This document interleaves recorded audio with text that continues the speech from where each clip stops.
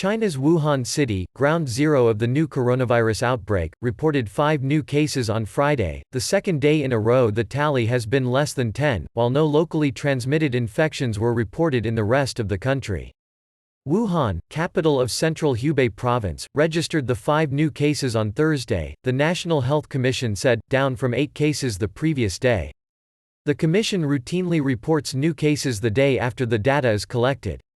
Excluding Wuhan, Hubei has reported no new infections for 8 consecutive days.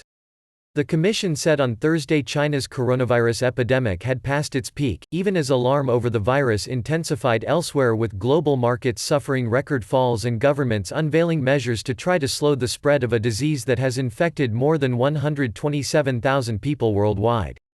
The financial hub of Shanghai reported 2 new cases, while Beijing saw 1, all imported by people traveling to China from affected areas abroad, the health authority said. Those cases brought the total number of new infections in mainland China to 8 on Thursday, down from 15 the previous day, and the lowest since the health authority started publishing nationwide figures in January. To date, the total accumulated number of cases in mainland China is 80,813. The coronavirus has killed more than 3,000 people in mainland China. It had also stalled the world's second-largest economy as, beginning in January, authorities ordered work stoppages, travel restrictions and home quarantines to contain the spread of the pathogen.